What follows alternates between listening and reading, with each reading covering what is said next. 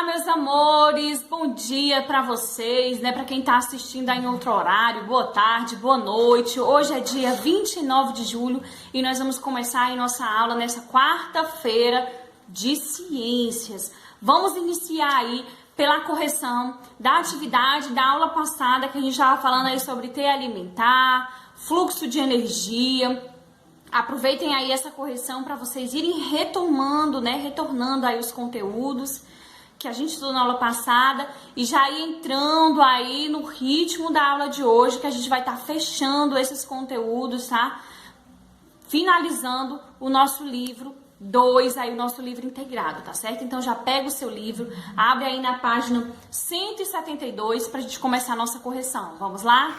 Na primeira questão da página 172, na atividade Mão na Massa, nós temos aí uma cruzadinha que deve ser preenchida com as palavras que completam corretamente as frases acima. Na primeira frase, a frase da letra A, parte da energia de um nível trófico é consumida nas funções vitais dos organismos. B, fonte de energia em qualquer ecossistema. Então, em qualquer ecossistema, a fonte de energia é o Sol. Letra C, ocupam sempre as bases das pirâmides tróficas de energia os produtores. Letra D, a energia que passa de um nível trófico ao seguinte é sempre menor que a do nível anterior. E na letra E, sentido do fluxo de energia nas cadeias alimentares, que é unidirecional.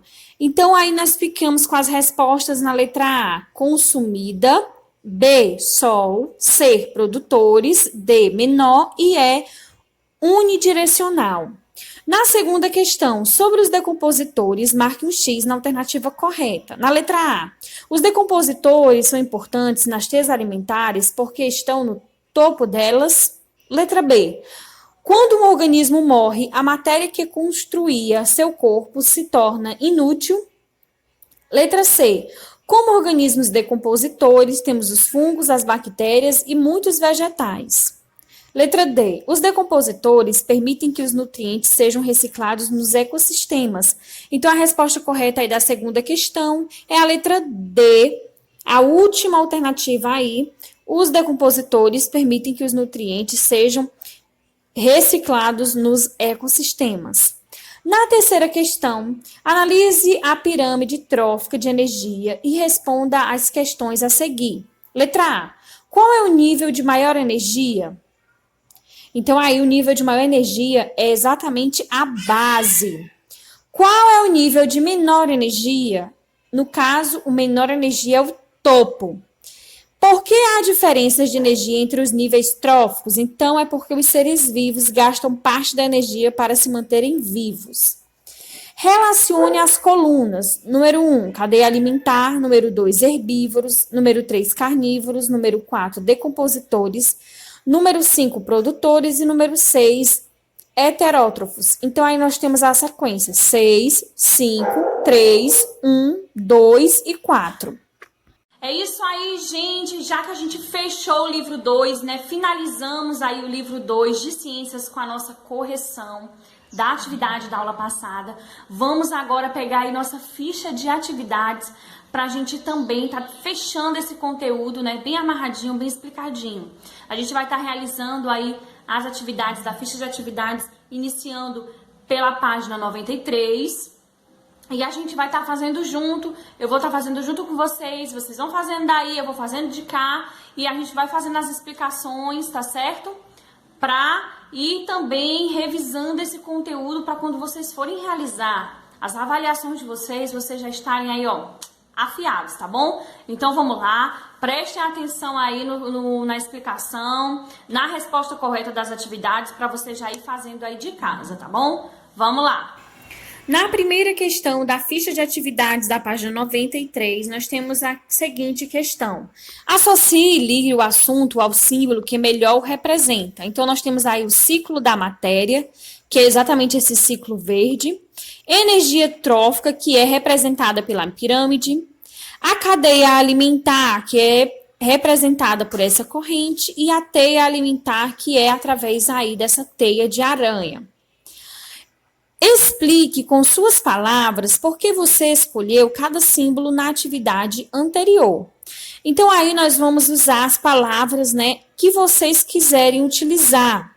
Mas é importante que vocês façam aí a associação do ciclo da matéria, porque a matéria é sempre reciclada e volta para o início do ciclo. Então, ela vai sempre sendo reaproveitada e voltando para o início. Na letra B, energia trófica. É importante que vocês associem o símbolo da pirâmide, porque a energia vai diminuindo de um nível trófico para o próximo. A cadeia alimentar, associar o símbolo da corrente, porque os seres vivos de uma cadeia alimentar estão ligados linearmente, exercendo influência uns sobre os outros. E na letra D, a teia alimentar, que é associada ao símbolo da teia, pois em uma teia alimentar há várias cadeias interligadas, assim como as linhas de uma teia. Você pode dar uma pausa aí no seu vídeo para responder, parar para olhar direitinho aí as respostas e depois continuar aqui sua aula. Na página 94, na terceira questão, quando uma espécie é levada para um ambiente onde ela não era encontrada naturalmente, é chamada espécie exótica naquele ambiente. Se essa espécie conseguir se alimentar e se adaptar ao novo ambiente, ela pode prosperar. Porém, o equilíbrio das cadeias alimentares que existia no ambiente pode ser alterado. A respeito da situação a seguir, pense e responda. Então, aí nós podemos observar, né? A cadeia alimentar no Ártico. Nós vimos aí por fora, né, o caranguejo-aranha, espécie exótica no Ártico. E aí vocês podem ver, né, os alimentos que serviam para a foca, para a morsa, para a baleia e para o urso. Caso o caranguejo-aranha não tenha predador natural, a introdução dele no Ártico pode interferir nas populações de ursos polares e baleias. O que vocês acham, né? Com certeza sim, gente, pois as baleias e os ursos se alimentam de focas e morsas, que por sua vez se alimentam de zooplâncton. De acordo com a imagem, o caranguejo-aranha também se alimenta de zooplâncton. Como o caranguejo-aranha não tem predador natural nesse ambiente, ele pode proliferar e causar a diminuição da população de zooplâncton e, consequentemente, afetar as baleias e os ursos, né? Porque vai faltar alimento aí para a foca e para a morsa, e eles são alimentos da baleia e do urso. Na página 95, nós estamos vendo aí esse texto, e vocês irão acompanhar a leitura aí de casa, né? Desse trecho do texto Espécies Invasoras. Visitantes indesejados que chegam para ficar, da revista Ciência Hoje das Crianças. O dia corre tranquilo na sua casa, mas de repente um monte de pessoas que você nunca viu na vida chegam de mala e cuia e se instalam no seu sofá. Comem a comida toda da geladeira e ainda te colocam para fora de casa. Você deve estar pensando, é ruim, hein? Comigo, não, violão. Com você, talvez isso não aconteça. Mas sabia que muitas plantas e animais do Brasil sofrem com a invasão de espécies que não são daqui? Estamos falando das espécies exóticas invasoras. Plantas e animais que originalmente pertencem a um outro ambiente, mas que se deslocam para um território que não é o deles e ali conseguem sobreviver. Instalados, eles se reproduzem e podem acabar expulsando as espécies nativas e dominando todo o seu espaço. Aí nós podemos ver dois exemplos, né? O mosquito Aedes aegypti, que é originário do Egito, e supõe-se que chegou ao Brasil em navios de carga. Ele pode transmitir doenças como dengue, zika e chikungunya. E nós também temos aí do lado o javali, que é uma espécie originária da Europa, introduzida no Brasil há muitos anos, que se tornou mais selvagem e fora de controle. O grande problema causado pelas invasões é que as espécies estrangeiras podem causar o desequilíbrio do ambiente que estão ocupando. Elas competem com as que nasceram no território, por alimento e locais de descanso, por exemplo. Na página 96, nós vemos aí uma questão, né, relacionada ao texto lido. Agora responda as seguintes perguntas. Letra A. Explique com suas palavras o que são espécies exóticas. Então, como a gente viu, são plantas e animais que originalmente pertencem a outro ambiente, mas que se deslocam para um território que não é o natural deles e ali conseguem sobreviver. Na letra B. Por que as espécies invasoras são um problema? O grande problema das invasões é que as espécies exóticas podem causar desequilíbrio no ambiente que estão ocupando. Elas competem por alimento e locais de descanso, por exemplo, com as que são naturais do território. Na letra C, os javalis, segundo o exemplo do texto, são uma espécie exótica vinda da Europa que virou selvagem e fora de controle aqui no Brasil. Antes do javali chegar aqui, a cadeia alimentar a seguir estava em equilíbrio. E aí nós podemos ver raízes, né, que serve de alimento para o cateto, o porco do mato, e logo embaixo, né, o javali que também está se alimentando aí das raízes. O que você acha que pode ter acontecido com essa cadeia após a invasão do javali, sabendo que eles têm os mesmos hábitos alimentícios? Então, gente, é muito provável, né, que os javalis passaram a competir com os catetos pelas raízes e outros alimentos. Essa competição pode ter levado a uma diminuição da população desses porcos aí do mato. Muito bem, gente, nós concluímos aí a nossa ficha, tá certo? Se você quiser, se você não tiver conseguido acompanhar, eu estou tentando explicar aí um pouco mais rápido para o nosso vídeo não ficar muito extenso. Então, você dá uma pausa no vídeo, retorna, vê de novo. E aí, se você tiver qualquer dúvida, sabe que pode entrar em contato aí com a tia para tirar, tá certo? Para a gente fechar o nosso conteúdo de ciências de verdade, sem deixar nada aí para fazer depois, nós vamos colocar aí o nosso livro integrado na página 171, onde nós vamos ver aí o ícone Aprender Brincando. Nós não vamos poder realizar essa atividade por completo, porque era necessário que a gente estivesse na sala de aula interagindo uns com os outros, até mesmo entrando em contato. Então, nós vamos apenas fazer uma parte dessa atividade.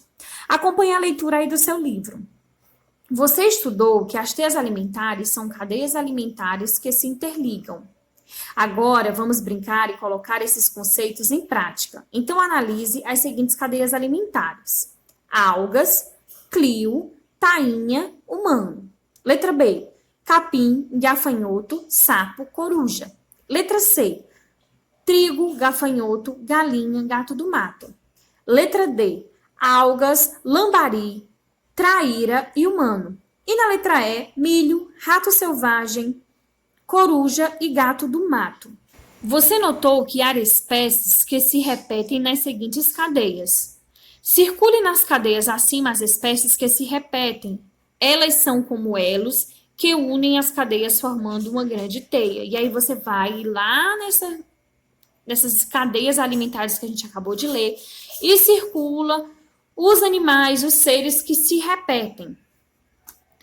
Para compreender bem esse conceito, siga as orientações abaixo. O professor fará um sorteio com as espécies das cadeias alimentares. Então, gente, para vocês aí identificarem que tipo de ser é esse, onde ele vive, em que local ele está, do que ele se alimenta, eu vou fazer esse sorteio colocando lá no grupo o número de vocês, tá certo? Com o ser que vocês irão representar aí nessa atividade. Depois, vocês irão destacar a página 31 do material de apoio, o crachá e as características das espécies que você foi sorteado. E aí vocês irão destacar lá essas palavrinhas que estão aí na página 31 do material de apoio, juntamente com esse crachá. Colocar aí o nome da espécie, fazer um desenho e colocar as características. Se ele é um consumidor, se ele é um produtor, se ele é carnívoro, se ele é herbívoro, se ele é autrótrofo, se ele é produtor, se ele é terrestre, se ele é aquático. Vão ver aí quais são as características que se encaixam nele. Colocar 3 características, tá? Vendo aí que cada um desses espaços vão ser preenchido por uma característica diferente. E aí vocês irão realizar essa atividade, tirar foto do crachá de vocês. Vocês podem colocar aí uma fitinha, amarrar no pescoço, tirar foto mostrando o crachá, tá certo? Com o fardamento de vocês, que eu vou estar esperando por essas fotos, tá bom? Então é um grande beijo, fiquem com Deus. Eu vou deixar a agenda aqui no final da nossa aula e o sorteio eu vou estar colocando lá o número da chamada de vocês e o nome da espécie que cada um vai realizar essa atividade, tá bom? Lá no grupo do 4º ano. Um beijo, até a próxima. Tchau, tchau.